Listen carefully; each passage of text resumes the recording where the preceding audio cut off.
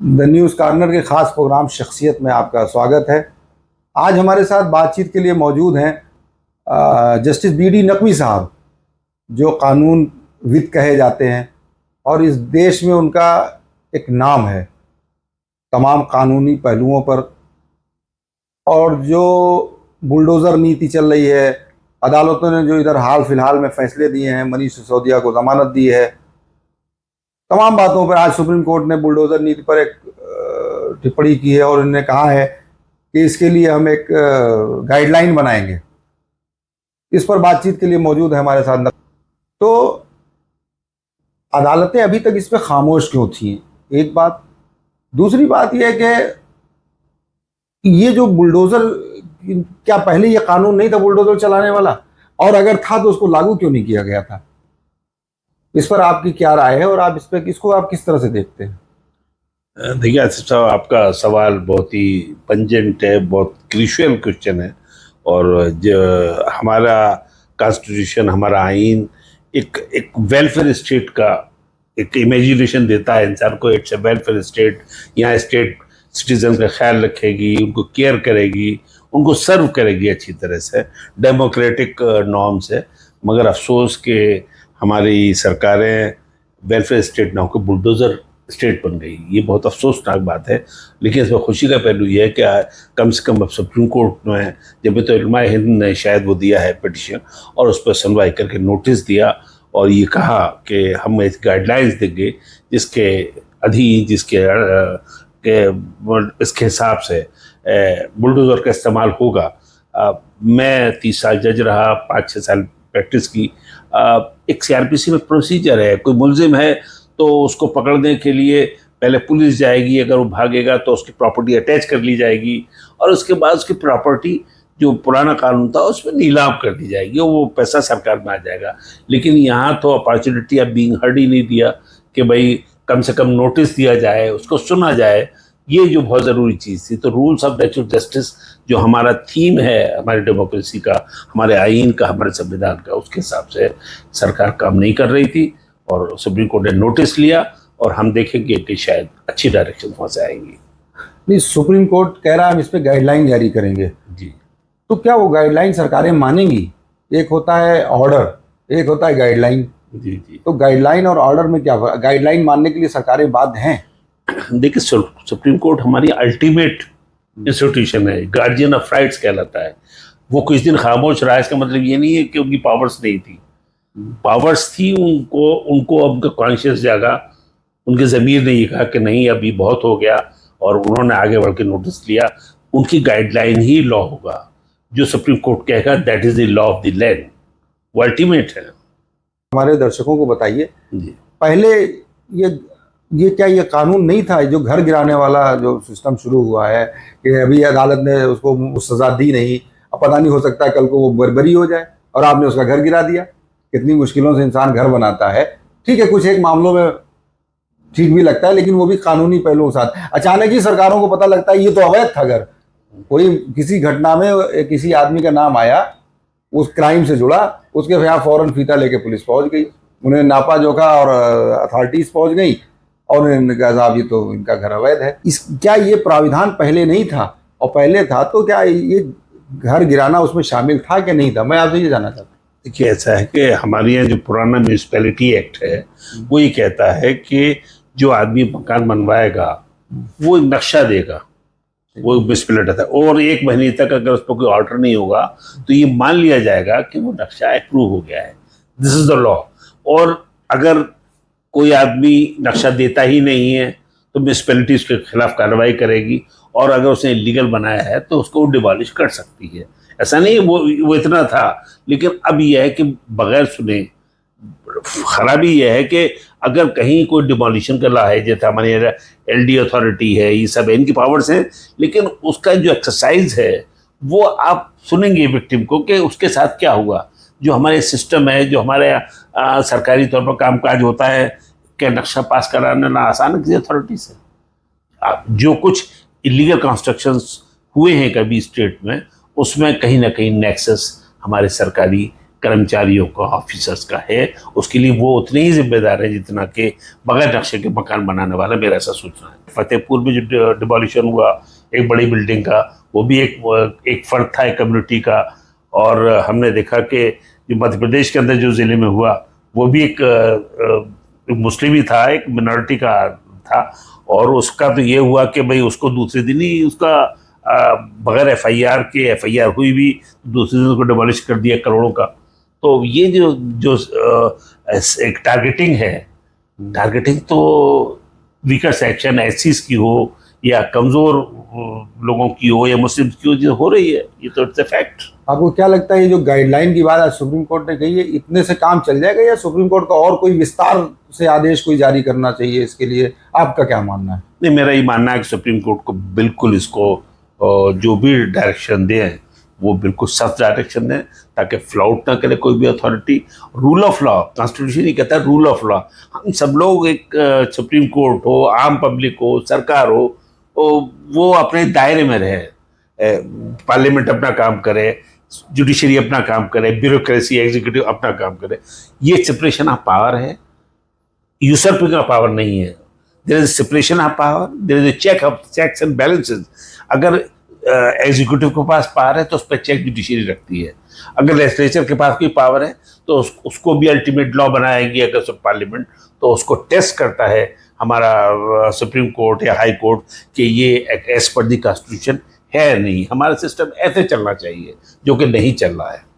ये जो बुलडोजर से पीड़ित लोग हैं, आज हम सिर्फ बुलडोजर ही पे बात कर रहे हैं आपसे, ये बुलडोजर से जो पीड़ित लोग हैं, जैसे उनको घर गिराने का रात में नोटिस आया या तो अचानक उनको पता चलता है साहब ये हमारा कल घर गिरा दिया जाएगा, तो उसके लिए उनको फौरन क्या करना चाहिए? कैसे वो अपने का बचाव कर सकते हैं? और अदालतों को ऐसे मामलों को कैसे केस के तौर पर ट्रीट करना चाहिए, वो जरा सा आप बताइए हमारे दर्शकों को। देखिए, ऐसा है कि जब भी कोई सिचुएशन आए तो जाहिर है सरकार को रोकने के लिए आपको हाई कोर्ट भी जाना पड़ेगा, क्योंकि अगर सिविल कोर्ट को भी पावर है, ऐसा नहीं है कि स्टे की पावर सिविल कोर्ट को नहीं है, लेकिन सिविल कोर्ट जो है, डिस्ट्रिक्ट कोर्ट जिसको हम कहते हैं, उसके यहाँ प्रॉब्लम यह है कि सेक्शन 80 का नोटिस, जब भी सरकार के खिलाफ आप कोई मुकदमा करेंगे तो सेक्शन 80 का एक नोटिस सीपीसी के में देना होगा। वो 2 महीने का टाइम होता है, 2 महीने में तो दुनिया उसकी ख़त्म हो जाएगी। इसलिए ये मजबूरी है कि जब भी कोई इस तरह का खतरा हो डिमोलिशन का, तो उसको स्टेट हाई कोर्ट को, जो भी हाई कोर्ट है, जिस भी कंट्री में आप रहते हैं, उस स्टेट के हाई कोर्ट को फ़ौरन अप्रोच करना चाहिए।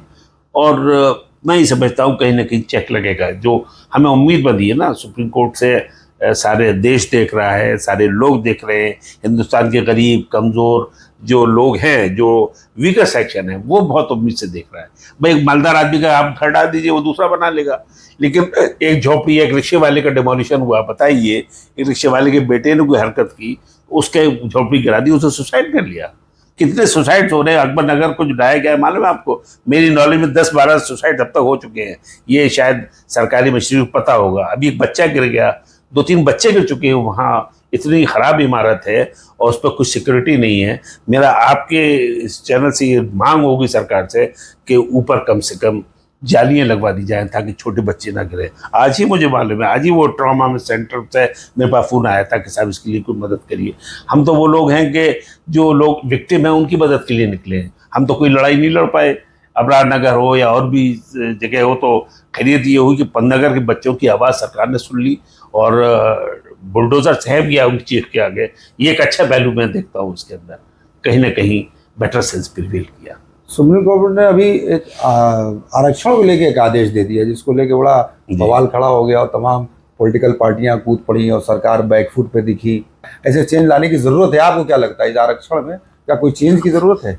सुप्रीम कोर्ट का जो अल्टीमेट ऑर्डर होता है हम उसको मानेंगे। हम वो गलत भी होगा तब भी हम उसको सही कहेंगे, क्योंकि लॉ ऑफ कंटेम्प्ट ये कहता है कि ट्रुथ भी कंटेम्प्ट है। अगर मैं सच्ची बात कहूँ तब भी वो कंटेम्प्ट है। एक ऐसा लॉ चला आ रहा है ब्रिटिश टाइम से, आई थिंक उसको चेंज होने की ज़रूरत है। लेकिन सुप्रीम कोर्ट ने ये किया कि उन्होंने ये माना, उन्होंने ये देखा कि जो रिजर्वेशन है एससी क्लास में, ओबीसी क्लास में, उसके अंदर ये है कि कुछ फैमिलीज़ ज़्यादा फ़ायदा उठा रही हैं, जो उसके सामर्थ्य है, जो प्रॉस्पेरस है, जो उनके एक घर में बहुत से आईएएस है, बहुत सी कम्युनिटीज़ वाकई एजुकेशन की वजह से उनको रिजर्वेशन नहीं मिला। तो सुप्रीम कोर्ट ने इस जजमेंट में ये किया कि उन कम्युनिटी का क्लासिफिकेशन कर दिया कि मान ली बाल्मीक है एक तबका, एक हमारे जाटव भाई है, और भी लोग हैं धनगर और फला, और हमारे वॉशरमैन जो कम्युनिटी है उनका भी एक, जो भी आते हैं उनका कि आप स्टेट को पावर दे दी। पहले स्टेट को पावर नहीं थी कि वो कोई भी एससी का क्लासिफिकेशन करे या क्रीमी लेयर बनाए। और आप ये देखिए जजमेंट का असर देखिए कि हरियाणा सरकार में इलेक्शन हो रहा है, वो कोई भी फैसला नहीं कर सकते थे इलेक्शन कोड ऑफ कंडक्ट लागू होने के बाद, और वहाँ के चीफ मिनिस्टर ने फैसला कर दिया कि साहब ये स्टेट इलेक्शन के बाद हम ये लागू करेंगे। तो ये लड़ाई हो रही है अपीजमेंट की, जो बहुत मुख्तलिफ सेक्शन है। कुछ लोग ये मैसेज देना चाहते हैं, क्योंकि अब लड़ाई जो है ना ओबीसी एससी की तरफ चली गई है। कांग्रेस ने भी, राहुल गांधी ने भी पैराडाइम शिफ्ट कर दिया है पॉलिटिक्स का। तो अब बीजेपी अपना वोट को बचाना चाहती है, तो ये पॉलिटिकल लड़ाई हो रही है। मैं ये समझता हूँ कि जो जजमेंट सुप्रीम कोर्ट को दिया है, जो सुप्रीम कोर्ट ने दिया है, वो सुप्रीम कोर्ट खुद ही रिव्यू कर सकती है और कोई उसका तरीका नहीं है। उस सुप्रीम कोर्ट का फैसले के हिसाब से, जजमेंट के हिसाब से स्टेट गवर्नमेंट्स अपनी तरफ पर डायरेक्शन दे सकती है। फिलहाल ये है। ये तमाम कुछ मामले आते हैं सामने। मॉब लिंचिंग का मामला आया अभी, एक ट्रेन में अभी देखा होगा आपने। जी जी जी। गौमांस बता करके एक ज़ईफ आदमी को पीट दिया लोगों ने। और भी तमाम ज़्यादतियाँ देखने को मिलती हैं, पुलिस की ज़्यादती, कई स्टेट से ये खबरें आती हैं। ये पॉलिटिकल पार्टियाँ जो विपक्ष में होती, क्या उस मुद्दे को ठीक ढंग से उठा नहीं पा रही है, या उठा रही हैं आवाज़ हम लोगों तक नहीं पहुँच पा रही है? क्या आपको क्या लगता है? देखिए, नेशनल जो स्ट्रीम मीडिया है, जो मेन स्ट्रीम मीडिया है, वो सब कब्जे में कारपोरेट्स के, अडानी के 10-12 चैनल होंगे, अंबानी के होंगे, किसी और के होंगे। तो ये लोग जो है वो गवर्नमेंट के खिलाफ जो चीज़ें होती है उसको नहीं दिखाते। आप मेरा इंटरव्यू ले रहे हैं, कोई नेशनल चैनल वाला तो इन पॉइंट से बात नहीं कर रहा, क्योंकि उसको देखना है। कभी कभी आता है क्या साहब आपको फला चीज़ बोलना है, बात को आता है कि साहब आज कैंसिल हो गया, तो मैं समझता हूँ कि मैंने कहा भाई मैनेज कर लिया सरकार ने, उनका हाँ साहब मैनेज कर लिया। इस तरह की बात हो जाती है। बाहर कुछ लोगों को बोलना होगा, कुछ लोगों को आवाज़ उठानी होगी, तभी यहाँ डेमोक्रेसी सर्वाइव करेगी। अभी नकवी साहब, एक और इशू है अभी सुप्रीम कोर्ट से ही जुड़ा हुआ। मनीष सिसोदिया को, दिल्ली के डिप्टी सीएम को जमानत देते वक्त बड़ी सख्त टिप्पणियां की सुप्रीम कोर्ट ने। उसका सहारा लेकर के तमाम उससे मुतल्लिक ने और तमाम मामलों में लोगों को जमानतें मिलने लगी। लेकिन इधर जमानत, उसके बाद के कविता की जमानत हुई, और आज एक और मुस्लिम की उसकी जमानत हो गई उसी शराब केस से जिससे मनीष सिसोदिया जिसमें बनते हैं। तो आपको क्या लगता है कि ये इसमें जो बातें उठाई हैं वो उसका किस तरह से असर पड़ रहा है, और दूसरी अदालतों पे, निचली अदालतों पे और हाई कोर्ट में, और क्या इसका फ़ायदा जो उसके पीड़ित लोग हैं उनको क्या मिलने जा रहा है? आपके सवाल का जवाब मैं शेर से शुरू करूंगा। इंसाफ की भीख कैसे मिलती है? इंसाफ की भीख कैसे मिलती है? कानून शहादतों में गुम था। हमारा कानून जो जस्टिस था वो प्रोसीजर में कहीं खो गया था, और इसको सुप्रीम कोर्ट ने इस तरह से मनीष सिसोदिया वाले जजमेंट में तो सुप्रीम कोर्ट ने कमाल किया है। मैं जितनी भी तारीफ करूं कम है। मैंने 30 इयर्स की सर्विस में सुप्रीम कोर्ट का बेल पे इतना डिटेल जजमेंट नहीं देखा। खास बात क्या है उस जजमेंट के अंदर? उस जजमेंट के अंदर सुप्रीम कोर्ट ने वो पॉइंट टच किए हैं जिनकी बहुत ज़रूरत थी। कि एक कोई एक्यूज का कन्फेशन है, एक आदमी ने कन्फेस किया जो मेन एक्यूज था। उसने कहा था फलां साहब मेरे साथ बी था, अब बी तो मुलजिम बन गए, और बी और ए जो था, जो बयान देने वाला था, कन्फ्यूजन करने वाला, वो गवाह बन गए। तो ये जो ईडी और सीबीआई वाले हरकतें कर रहे थे उसका पूरा एक्सपोजर उस जजमेंट से हुआ। और अच्छी बात ये हुई कि जो सुप्रीम कोर्ट ने एक पीएमएलए जो एक्ट है उसके अंदर ये था कि आप बेल तब देंगे कि जब आप सेटिस्फाई हो जाएगी ये आदमी जुर्म नहीं करेगा, ये रिपीट नहीं करेगा। 2 कंडीशन थी, और ये भागेगा नहीं, ये फिलहाल फेस करेगा। उसको उन्होंने डाइल्यूट कर दिया ऑनरेबल सुप्रीम कोर्ट ने, और ये कहा कि नहीं भाई, आप पैरामीटर ये होंगे कि क्या एविडेंस सही कम वक्त में हो सकती है, सही वक्त में एविडेंस हो सकती है, उसका पनिशमेंट कितना है, और ग्रेविटी ऑफ ऑफेंस आप तय करेंगे। अब आप ये देखिएगा मनीष सिसोदिया वाली जजमेंट के बाद कितनी कविता को बेल मिली, मैडम कविता को मिली, उसके बाद मिस्टर नारायण को मिली, और नायर को मिली, और 2-3 लोग हो चुके हैं, एक प्रेम है कोई मुलजिम, उसको मिली। तो इस तरह से जो हुआ है, और जो प्रिंसिपल ले डाउन की है उन्होंने, वो बहुत ही अच्छे हैं। और मैं तो समझता हूँ कि हिंदुस्तान के अंदर जो लोग जिले में पड़े हैं गलत तरीके से, वो अब बाहर हो जाएंगे।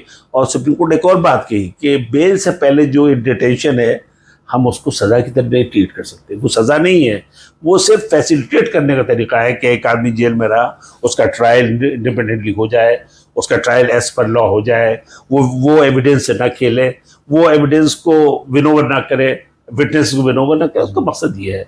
बहुत अच्छा जजमेंट है, और उससे बहुत राहत मिलेगी लोगों को। नकवी साहब हमारे प्रोग्राम में आए, आपका बहुत बहुत शुक्रिया।